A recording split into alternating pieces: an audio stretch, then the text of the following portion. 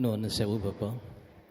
Keparang matur bila kadang siswa sampun siaga hanapi sesrepan. Salajengipun kula sumanggaken. Sumangga nun suwawi kula dherekaken. Nggih, ndika Bapak, matur suwun. Assalamualaikum warahmatullahi wabarakatuh. Para kadang kinasih kakung miwah putri ingkang satu luring budi. Sumangga kula dherekaken jumeneng sawetawis. Saderengipun hanampi seserpan saking Bapak Dwija langkung rumiyin sumangga kula dherekaken manuku puja ing ngarsa dalem Gusti ingkang Maha Mirah. Minat agami saha kapitayanipun suwang-suwang. Kanthi pangajap mugi pamiyatan ing ari menika kalaksanan wilujeng boten wonten nalangan setunggal menapa antos paripurning acara. Manungku puja kawiwitan. Manungku puja purna. Kula semakaken lenggah ing pinarak ing langgan sakawit matur nuwun. Assalamualaikum warahmatullahi wabarakatuh. Sih rahmat tentrem rahayu saking wilasaning Gusti ingkang Maha Mirah, Maha welas tuwin Maha asih ingkang tumedhak, tumanduk, tumanem, lumintu lumuntur miwah lumintir dumateng jiwangga panjenengan dalah kula. Kacihna wonten ing kalanggan siang ingkang edi lan indah menika panjenengan dalah sampun pinaring kempal nyawiji rawuh kanthi karaharjan, katentreman, kabagyan sarta kabagassarasan.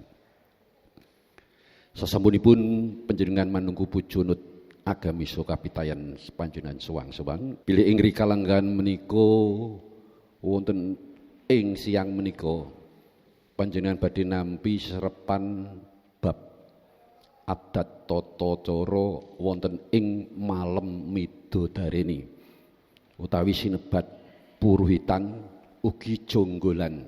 Jonggolan menika calon besan nyuwanaken calon penganten kakung wonten dalemipun calon mara sepuh. Lajeng mangke nampi pewarah catur wida. Menggah rantamipun tata cara ingkang sampun rinacik rinungce nggih atur pambuka. Lajeng angka kalih praptanipun calon penganten kakung kasambet pasrah calon penganten kakung wusana katampi ing salajengipun ingkang hamengku gati mirengan ibu paring unjukan toya wening utawi tirta wening kalajengaken pambagya argya ingkang angka 7 nun inggih kira tumedhak ing kembar mayang. Sasampunipun kapapanaken wonten ing papan ingkang sampun jumadya lajeng waosan caturwida purna waosan caturwida kalajengaken tilik nitik dahar kembul lajeng pandonga wusana pamundutan pamit miwah waluyan angka 13 nggih paring busana lan pusaka kancing gelung ingkang angka 12 paripurna mekaten menggah rancanganing tata cara ingkang sampun rinacik rinunci dalah rinbaka ing kalanggan menika ing salajengipun saderengipun panjenengan gladen resik langkung riyin gladen kotor sumangga ramaya tawa kula dherekaken. Assalamualaikum warahmatullahi wabarakatuh. Lajeng kemawon monggo urut rerencening tata cara kala ugi sampun dipun paringaken Rama Prasetya. Mila malem midodaren menika wonten ing pati tasih asring nampi tanggapan. Mila saking menika panjenengan prayogi migatosaken ingkang saestu. Monggo ingkang pambiwara karana menika nembe gladi kotor menika pambuka sepisan. Monggo pun ngaten nggih panjenengan ingkang ngaturaken rerenjaning tata cara namung boten jangkep. Lajeng prosesinipun mangke badhe dipun tuntun Rama Pras kula ingkang nderekaken mawi menapa menika nggih pandaya swara menika. Perangan sepisan lang rumiyin pambuka Namung cekap maos tata cara kemawon, mboten jangkep nggih. Assalamualaikum warahmatullahi wabarakatuh. Nuhun kula nuhun. Nggih, cekap manten kemawon nggih. Lajeng acarane ingkang sepisan. Dunggap acara kaping kapisan pambuka adicara angka kalih praptanipun calon pemanten kakung miwah pangiring. Kembar mayang mangke mlebetipun mboten sareng mantenipun nggih. Namung siaga wonten Jawi rumiyin monggo. Para tamu kakung miwah putri ingkang saduhu luhring budi. Sampun wonten samista saking pangdaking lampah bilih calon penganten kakung sampun siaga binayong saking Wisma Palerman tumuju samudayaning sasana panyuwunan. Patenipun calon pengantin kakung miwah pangiring hanyarengi gumandang ladrang wilujeng. Binarung wiluding gangsa sinratan indahing panggeling wangsong wangronggana. Langsung pajuruk tindahipun calon pengantin kakung Eka Prastiana Hadi miwah pangiring. Minangka jejering bini sepuh ingkang sampun putuskanipun hadir aduluting kabudayan. Mohon boten jangkep nggih. Jangan kalih mirsani gendinge. Nah, ngoten. Monggo mau pras. Salajengipun adicara pasrah tampi. Adicara salajengipun unjukan toya wening. Paripurna ajukan toya wening. Salajengipun adicara atur pangambekya harja. Ngaten toya wening sampun lawang nggih. Pak Pambiwara ngaturi lenggah. Keluarga saking keluarga ageng penganten kakung kula aturi lenggah saatawis. Unjukan tetawa wening sampun kalampahan. Adicara salajengipun pamanggiha harja ingkang badhe atur pamanggiha harja ingkang badhe kasirane Ibu Muti kaapit ingkang kagungan dalem ingkang hampung ugati.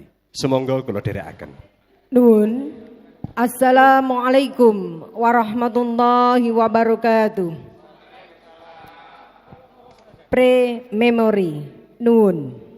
Adicara salajengipun kirap tumedhaking kembar mayang. Nah, menika kembar mayang ubaraminipun menapa sedaya? Wonten cucuk lampah napa mboten? Menawi mboten wonten nggih nyemanggaken. Oh, dipun payungi, saged monggo. Wonten payungipun? Mangke mlebetipun ngangge tatanan. Cucuk lampah mboten kedah joget. Nah, ngoten nggih.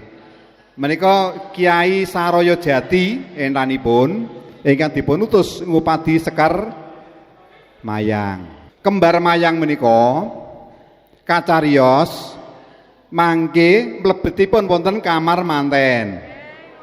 Critanipun pengantin putri menika kersa dipun dhawuhaken kalamunta dipun yasakaken kembar mayang. Awit kembar mayang mangke kangge mlebetipun widodari Nawang Wulan. Mlebet wonten mriku.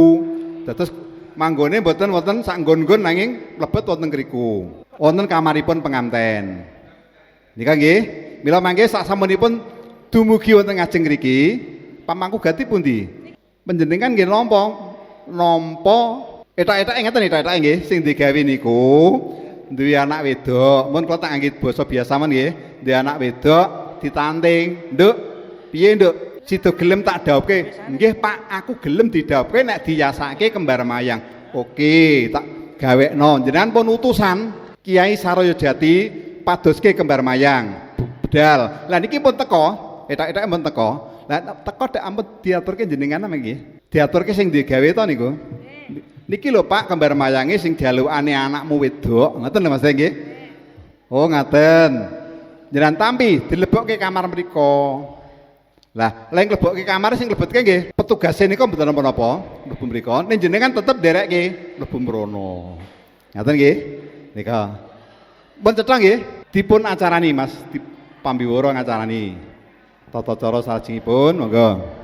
Tata cara salajengipun inggih menika kirap tumedhaking kembar mayang. Nah, diiringi oleh gembar dhandang gula, monggo. ana kayu apurwa sawiji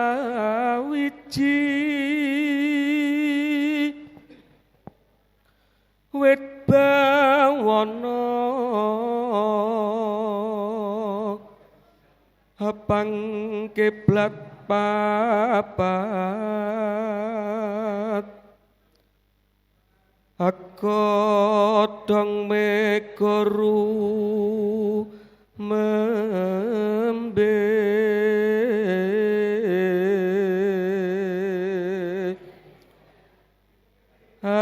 apratopo kekuwung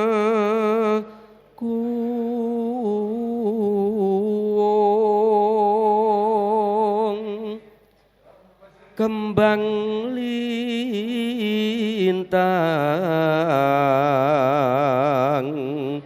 saloka langit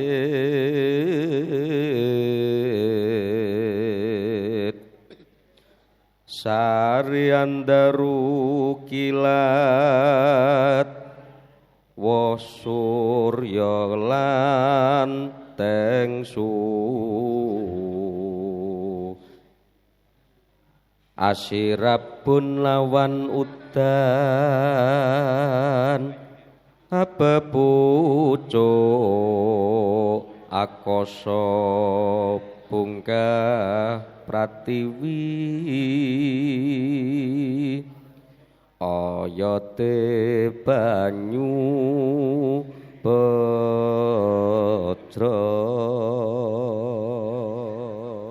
para sepuh Pinus Bumi para tamu ingkang saduh winungku ing Sukarahayu. Punjering tata cara midodarani inggih menika tumedhak ing Sekar Mayang badhe kawitan kanthi tantingan. Kamare niku wonten kursinipun nggih. Kursi sing nggih lenggah manten. Dipun tenggani ibu-ibu kalih. Sampun. Oh, wonten mriku nggih. Sasampunipun Sekar Mayang. Kalpataru Dewodaru katampi ingkang hamanggugati salajengipun kalebetaken wonten ing panti busana. Nggih, medalipun lenggah malih. Nek medalipun nggih tetep mlampahipun ingkang saya ampun gubul-gubul kaya wong demo. Kaya wong demo kok ya. Tetep mlampahipun sae. Ya, ngaten. Kok peh bergawe weto kleput. Pirsa dumugi menika nggih, pirsa nggih. Pirsa nggih, kembar mayang menika suwunanipun panganten putri. Mlebetipun wonten kamar manten, wonten tilam sari, nggih, tilam sari, tai tepas wangi. Mapanipun calon panganten putri dipun amping-ampingi didampingi pangare-are. Pangare-are niku nuturi tenan lho Nduk, aja elik lho Nduk, sesuk tenan lho Nduk. Nggih Budi, nggih. Nah, niku dituturi terus. Mila dipun sengker wonten pamingitan. Ngaten nggih. Monggo pirsa dumugi sak mangke nggih. Monggo nggih. Adicara salajengipun waosan catur weda. Niku nggih critanipun mantenipun putri sampun siaga. Lah sakniki manten kakung nggih kedah siaga arep dituturi karo wong maratuwa. Dados rawuhipun jonggol nggih, jonggol siaga bincing dipun dhaupaken, namung sakderipun dhaup dipun tuturi mawi sekawan ukara. Nah niku catur weda, monggo. Menika menawi sala catur weda. Amben ajeng calon manten piyambakan. Iki arep dituturi. Monggo. Putraku Kang Sutresna. Kanggo sanguning bebrayan madyaning bebrayan agung. Rama bakal maringi ular-ular kang diarani catur weda. Sepisan reh ning sliramu bakal dadi garwane putriku. Tandang tandukmu kudu tansah dewasa. Aja kaya nalika isih jaka. Semono uga sisiamu dalah momonganmu kudu ngerteni yen wis ana sing ngemong. Kaping pindho lahir lan batin kudu tansah sungkem marang mertuamu kaya dene wong tuamu dhewe. Kaping telu urip bebrayan agung wajib kudu nampi uger-uger paugeraning praja. Tansah hambek mring sasama Dimen Sinuyudan temah Anjalari Gancar saluwaring pambudidaya. Kaping 4 estokaken dawuh Pangeran Gusti ingkang hakarya jagat lan adohana saka pewaler. Piandel utama agama sing mbok anut lan tindakna saben dina supaya ayem tentrem lahir lan batinmu. Mengkono pawulinge Rama nggih mugi tansah lestari anggonmu bebrayan nganti puput pungkasaning nyawa. Catur Weda diparingaken calon pengantin kakung. Sampun cetha nggih. Pun lajengaken tata cara salajengipun, monggo. Paripurna tata cara tumedhake kembar mayang saha pangadiri Catur Weda kanthi ingkang sampun katur ing ngajeng bilih calon pengantin pawestri ratri menika nglampahi tata cara tilik nitik. Lah menika napa menika? Benang merah. Benang merah niku intinipun menapa? Tilik nitik nggih cetha. Ngendikanipun kathah pas tilik nitik mboten cetha. Tilik nitik. Ngoten nggih. Tata cara tilik nitik cetha nggih. Ngoten nggih. Menika kalau ngendikanipun ingkang mboten perlu kathah ning malah pas tilik nitik mboten cetha. Tilik nitik menika napa? Tilik nitik menika kala wau ingkang pengantin putri tasih dipun singit wonten ing pamingitan, mboten pareng medal. Awit dipun tenggani dipun rehaken kalih pangarih-arih. Aja nganti kena pengaruh njaba. Lajeng ingkang saged mlebet wonten ing tepas wangi, tilam sari, kamar pengantin namung ibu-ibu. Mboten pareng kakung derek mlebet. Mila tilik nitik sing dititik napane? Tenan apa ora mantene iku? Dijoli apa ora? Nah, jebul bareng mlebu do samar sebab sampun napa no kepanjingan wahyuning jodoh wahyuning widodari. Tak kira ora jebule kok wayune ngono, kaya midodari ngoten nggih. Ngaten nggih. Tilik nitik monggo salajengipun napa? Adicara salajengipun. Sekedap. Tilik nitik mangke ugi wonten ibu-ibu gangsal. Monggo dipun praktekaken niliki. Jenengan mangke ngaturi ngoten nggih. Ingkang pareng mlebet wonten ing tilam sari ibu-ibu saking calon pengantin kakung. Sing tilik niku sing kono, sing ora nggih. Ya apa ora niku sing prika? Kula aturi ibu-ibu saking keluarga calon pengantin kakung, kula aturi mlebet tuwi calon pengantin putri. Adicara salajengipun dahar gembul. Ngaten nggih. Menika sesarengan kalian tata cara tilik nitik sapuranipun semene mengko saged ugi apa nanggap-nanggap orjen nek menawi mboten nggih nglajengaken anggedapi pasugatan ingkang tampun dipun caosaken. Nah nika kados menika lho sampun mawut nika langgen budhar. Ngrahapke nika. Ngaten nggih, monggo etak-etak wis rampung semene pun lajengaken. Salajengipun adicara pandonga sumangga Bapak Anis Maruf wedal saha panggenan kula semanggaaken. Assalamualaikum warahmatullahi wabarakatuh. Prema Mewri. Wassalamualaikum warahmatullahi wabarakatuh. Matur nuwun. Adicara salajengipun pamit waluyan. Assalamualaikum warahmatullahi wabarakatuh. Pre-memori. Wassalamualaikum warahmatullahi wabarakatuh. Monggo Pak Sino lajeng dipun pratitisaken. Salajengipun adicara waluyan, atur waluyan ingkang piniji Bapak Waluyan Pawangsulan pamit kundur walu. Tapi bidalipun ingkang sekeca ngoten lho. Panjenengan nggih nyembah rumiyin nggih. Jenengan nek badhe ngaji jijiban rak dipun dawuhi ingkang Hampang Ugati. Ampun dipun tilar dijak. Ayah Pak aku ning biasanipun ngaten cekap basa isyaratipun ngaten. Monggo Pak. Terus bidal sareng. Ngaten nggih. Engko nek nggone gedung tak ibuke kari. Bapake dhisik, ngaten nggih. Monggo. Nah, terus budal dintosi. Monggo. Nggih. Assalamualaikum warahmatullahi wabarakatuh. Wassalamualaikum warahmatullahi wabarakatuh. Matur sembah nuwun. Tunggap adicara salajengipun paring Kanjeng Gelung. Kula aturi ingkang menggugati Bapak Waya. Paring Kanjeng Gelung. Kanjeng Gelung niku nggih busana sak pangadeg ingkang kagem ijab benjing.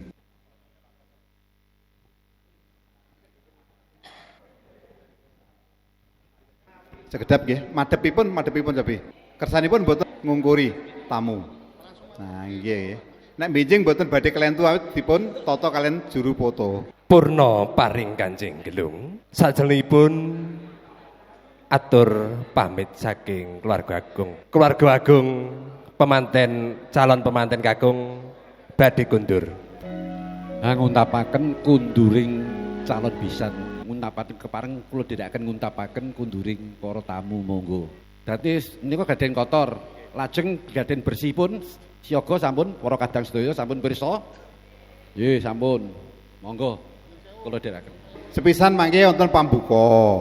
Saderengipun dipun purwakani kanthi pambuka ingkang rombongan kakung medal rumiyin. Ngoten nggih. Siaga wonten Jawi. Mlebetipun kados kala wau nggih. Mangke ingkang calon besan wonten sisih ngriki, ingkang pamanggugati wonten ngriki. Ugi wonten panampi tamu sawetawis. Sampun saged kawiwitan dipun wigatosaken sedaya nggih. Supados ayan panjenengan boten tumpang suh. Matur nuwun dumateng sedaya kawigatosan panjenengan.